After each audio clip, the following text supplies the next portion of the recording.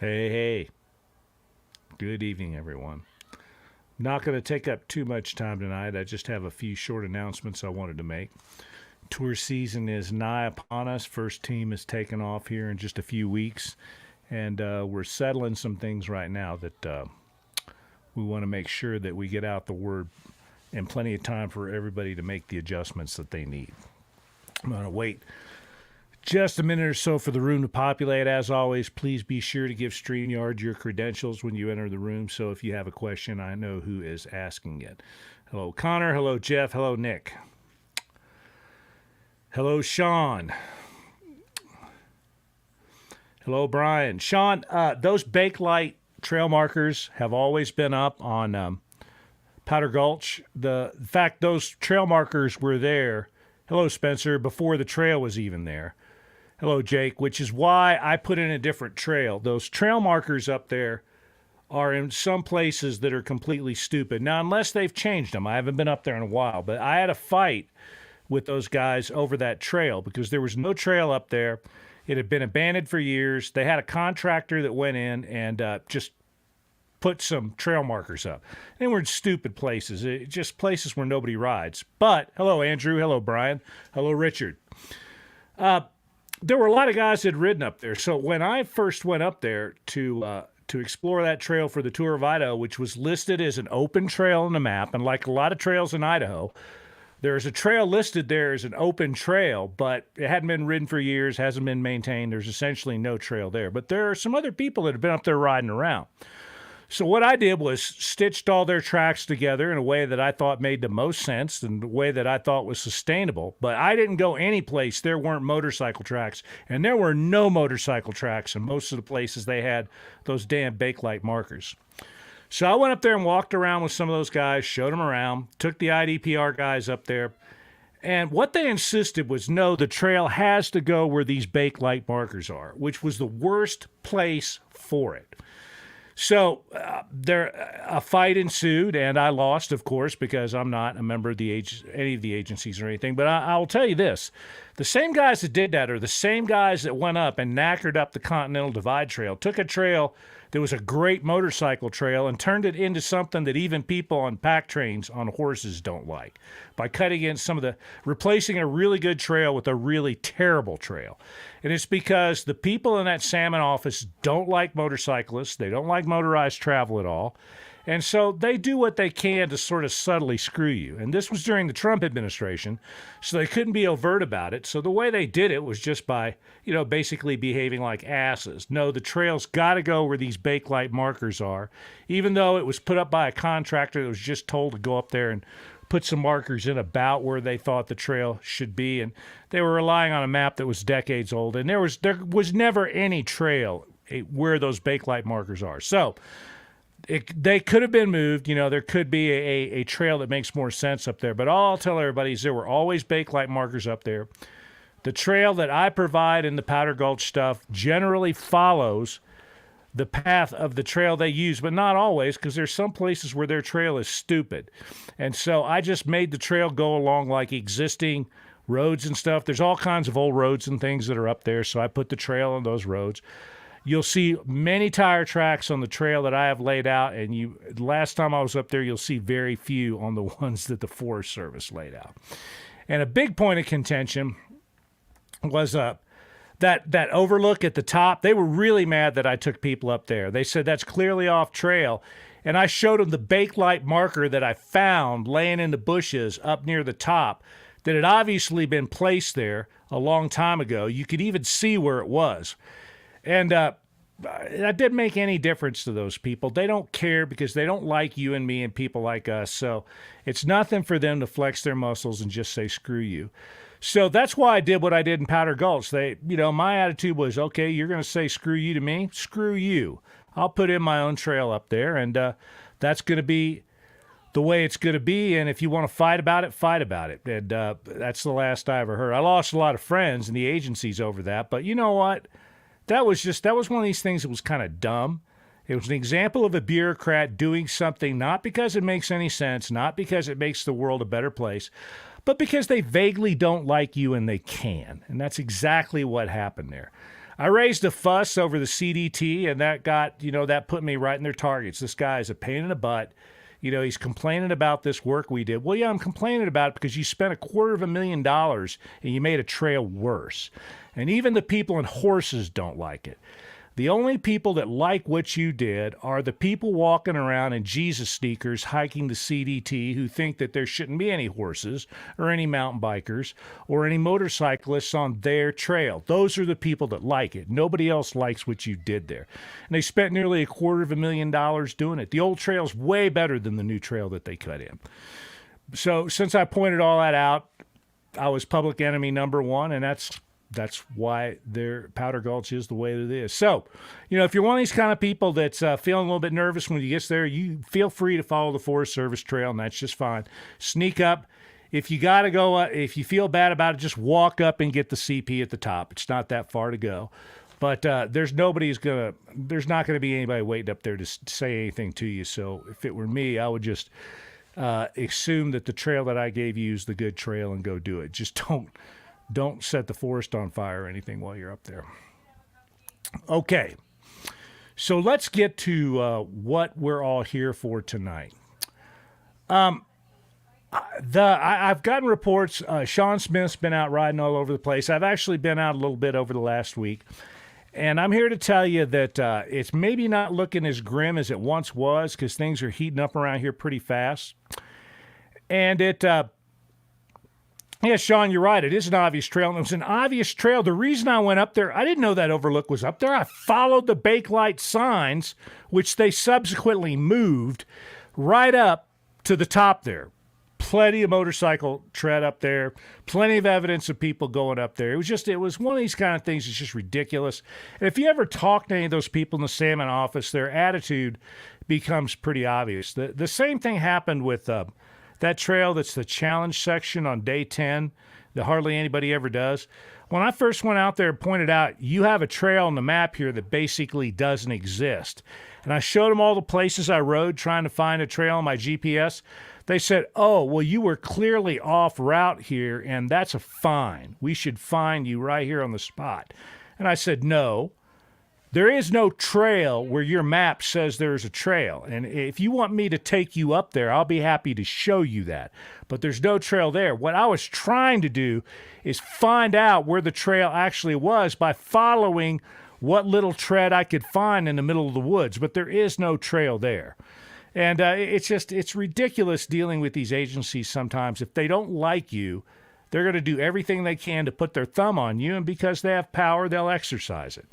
So now that I'm not, I'm not officially involved in trail advocacy anymore. I don't have a high-profile job with the state or anything like that. I can say and do what I want, and it's two middle digits at a lot of these agencies. That's all I'm going to say. There are some good people in those agencies, but there's a lot of people that are in those agencies that basically hate all of us. And you know what? I don't like you very much either, so I guess we're kind of even.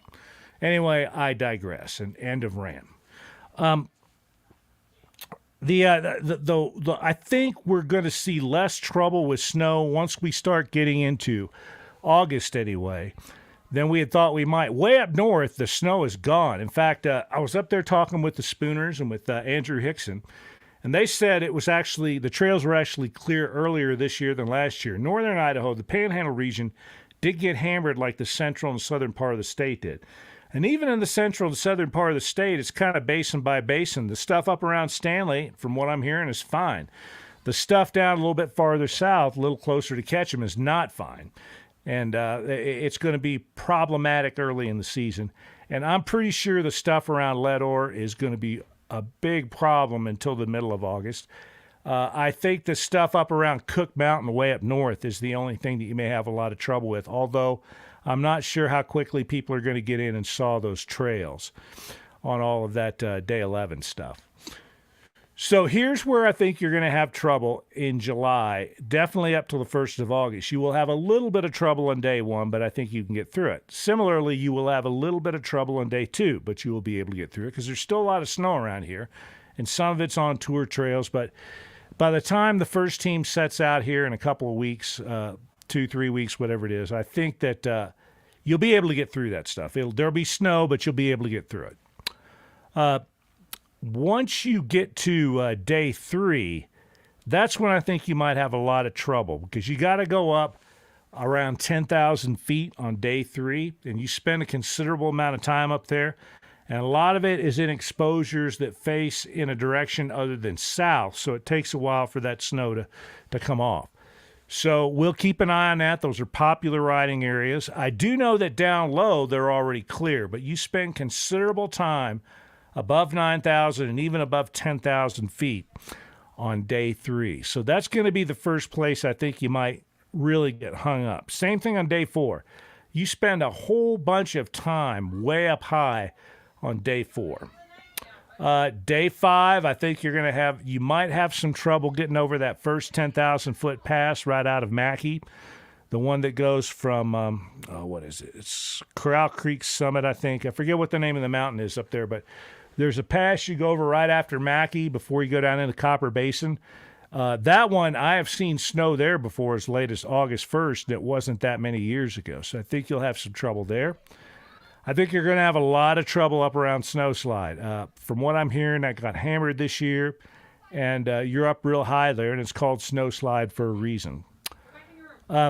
Once you get up on that, once you get past Snowslide, I think you might be able to get into Chalice okay.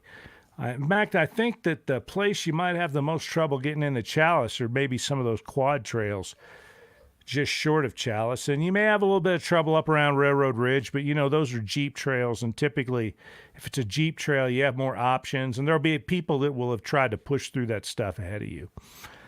I think the day 7, I don't know that I think you'll have a ton of trouble there.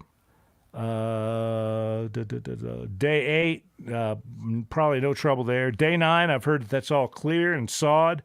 Of course, every time the wind blows, that sod calculation changes a little bit, but day 9, you should be okay. Day 10, is mostly a transfer day, but snow can be a problem coming across the Magruder, and you get way up high in the Magruder for a long ways, and if that's snowed in, you're kind of knackered because it's a long way to get around that. You got to ride an awful lot of slab to get around that stuff on the Magruder. I'll check this week about the status of gas in Elk City. I cannot imagine that they haven't straightened all that stuff out, because if you can't get fuel in Elk City's reason for existing on the face of this earth goes away. They they live off of recreation in the summer and in the winter, snowmobiling in the winter, four-wheeling in the summer. And without gas in Elk City, no one can live there because it's a horrible 60-mile drive down a pretty bad road to get to the closest gas if you can't get it in Elk City. So I'm pretty sure they will have straightened that out, but we'll find out. See, I see someone here says he thinks that I think they have gas since Memorial Day. That's Luke Gillum says that. Sean, Caltag riders will probably punch any snow left. July 15th clearing has already got 5 Mile and stuff cleared.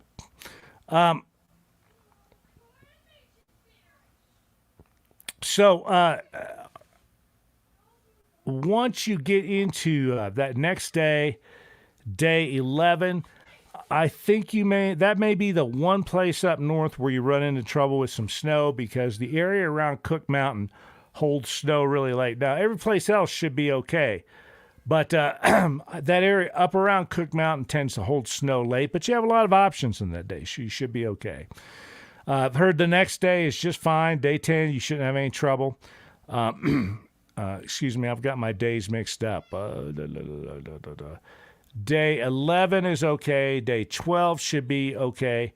And then day 13 should be okay. So you should be all right. So the farther north you get, the better the news is. And as of right now, that's where I see the places I told you where I think you might run into trouble are the places that you're probably going to run into trouble. But a lot can change before the first team takes off. And there's a lot of people out there riding, checking on that stuff. I get DMs every day about, we went up and checked this out. Here's where the snow is.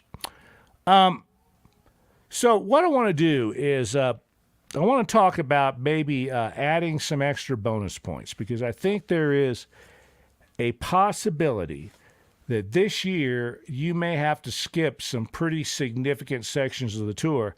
Now, I realize this benefits earlier teams a lot more than it benefits late teams, but if I'm going to do it, I'm just going to make the offer open all throughout the season. So what I'm going to do, there's 3 things that I'm going to do to basically help teams out that are looking at a kind of an unusual year where a lot of stuff may be closed due to snow or blowdown. The first thing I'm going to do is I'm going to add 3 additional bonus points. I'm going to tell you what those are going to be tonight. The other 2 things I'm going to hold in reserve. I'm not going to say anything about them until I see a little bit more how things are going, but I have 2 other ways that I think would be pretty cool ways for you to earn some additional points. So if, for instance, you can't get over the stuff to get into Leto or you got to ride around it, you lose an awful lot of points, I may have a way for you to earn up to possibly 6 or 7 additional points, maybe even a few more than that. And I think that ought to be plenty enough to do what needs to be done. Look, we've had fires and stuff in the last few years, so stuff like this crops up every year, and every year we make adjustments about, what it takes to get through the tour. Now, we can't eliminate too much stuff. Like if you can't ride if you really can't get through any of day 3, any of day 4, then all of a sudden, we have a little bit of a problem. But I don't think that'll be a problem for sure after the 1st of August. I think it's just there's 2 teams I think that are taking off in July. And I think the first team's likely to have quite a bit of trouble. I think the second team may have a little bit of trouble. There's a team leaving on the 14th, and I think there's a team leaving on the 31st, if I'm not mistaken. So, here's what I'm going to do right now. I'll tell you 3 points that you can get right now.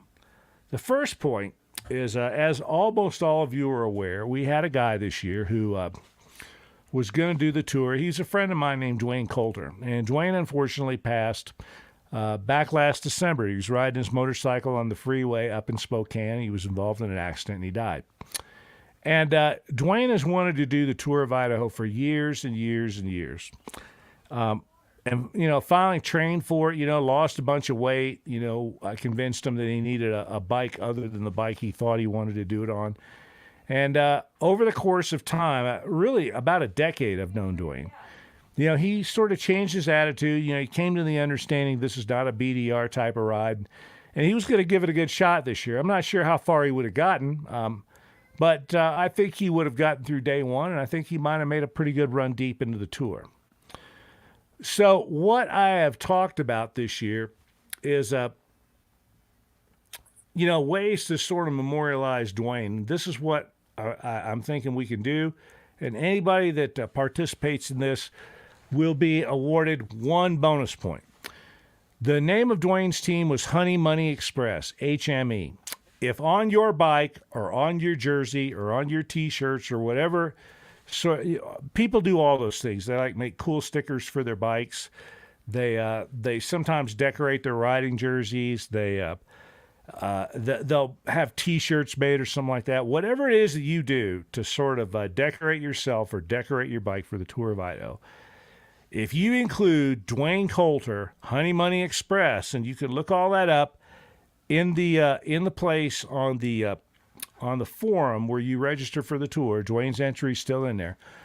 You memorialize Dwayne in some way on your bike or on your body, I'm going to award you 1 bonus point. Even if I don't meet you at the flagpole, all you got to do is make sure that I can see it in photographs and stuff like that, and you'll get a point. I think that I'm still quite disturbed about Dwayne's passing. He was a super good dude. He offered to help many, many, many, many times in different things that came up with the tour. Typically people that were having trouble way up north where it takes a long time for me to get. Dwayne was always the first guy to say, look, I can be there in 3 hours. I'll get my truck ready right now. He was a good dude and just thought the Tour of Idaho was the greatest thing in the world, even when he didn't think he could do it. So I want to memorialize Dwayne, and if you want to be involved in this, you get a point. And again, it doesn't matter whether I'm able to meet you at the flagpole or not. That's a little iffy this year. If I see it in your photos and stuff like that, that you upload to the Facebook page, good enough. You'll get your point. The second 2 ways that you can get points involve bookings. So I know that a great number of you have booked at Purpose Tea in Pocatello. It's a place owned by a friend of mine. He's a super good dude, and the place is awesome. And as soon as I started making the announcements, I know he told me, yeah, he'd gotten a bunch of calls from Tour of Idaho guys. All of you who registered to stay at Purpose Tea. So if you're one of these teams that registered to stay at Purpose Tea, I'm going to award you 1 bonus point as well. Now, the third thing is real similar. I made an announcement a couple weeks ago about, I didn't make an announcement. I had Donna on from way up north, from the Ryan Hotel. And I visited Donna when I was up north last week. And I asked her if, Tour of Idaho guys had bought any of the merch that she got on to talk about. And she said, yeah, there were some orders. So if you're one of these folks that ordered some of that stuff to help Donna out, which is something that I said, it's kind of important that we take care of the people who take care of us in the tour. Donna lets people in at 4 a.m. She's got something for them to eat. It's awesome what she does. She's always been great, and there are people all along the tour that are that way. I was talking to the Spooners this week, and Mr. Spooner, Ed, the father, was talking about how, when they book rooms, people go, are you at the Tour of Idaho? And they wax rhapsodic about how cool they think the whole thing is. So if you're one of these teams that bought some of Donna's merch, I'm also going to award you a bonus point.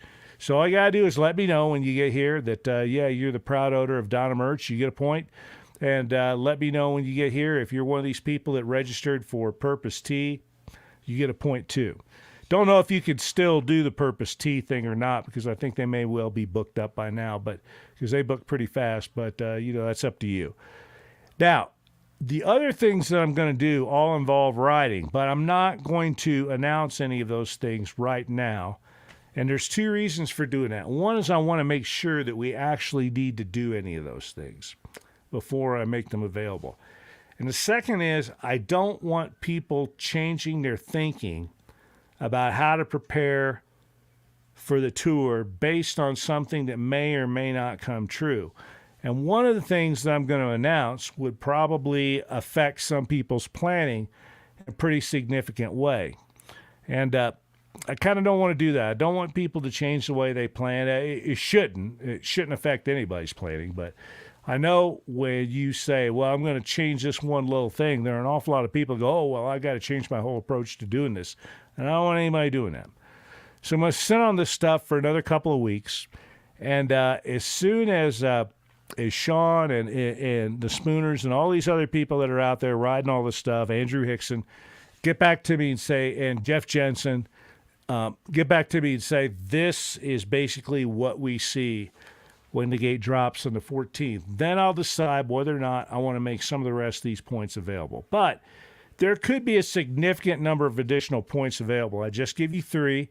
One of them is super easy. Anybody can do it. The other 2 involve, sort of either combinations or spending a little bit of cash. So you do them or don't do them, whatever you want. But these others will all be riding based. So, if you ride the tour, you won't have to do too much, I don't think, to earn any of these. All right. I am about done for the night. I said told the family I was going to be down here for a half an hour, and it's coming right up on a half an hour. So, do you have any general questions about anything before I sign off for tonight? I'll be back again in a couple of more weeks when I decide what to do about these extra points. But I really do want to make sure that, if you can't get over some of the mystery stuff on, for instance, day 3, that doesn't knacker your whole tour right there. You can ride around some of that stuff. I'll tell you how to get around it. If it turns out it's snowed in, there's a real easy way around some of that stuff where you won't lose that many points. There's a low elevation pass that you can take. Same thing on day 4. I think we can get you around a lot of that stuff without losing too many points. And the number of points that I'm going to make available to you would help you out. It's the same thing really on day 5. There's ways to get around that. Now, snow slide on day 6, that's going to be a problem. I don't know if there is a way around that. But in most of these days, there are ways around some of the stuff that won't cost you a lot of points. And if I make if I make 6 or 7 extra points available, that should be more than enough if that's the state of things. Now, someone asked a question about the calendar. I made the calendar final today. Thanks for reminding me. So as of today, the calendar, as far as I know, is final. I haven't gone through necessarily yet and fixed like PLB leaks and stuff like that. That'll be the last thing I do. I'll check all that as teams go off. But every team that did everything they were supposed to do should be in the calendar. And oh, by the way, what that means is that if you need to change a date and there's an open date in the calendar, that is, you should consider that yours.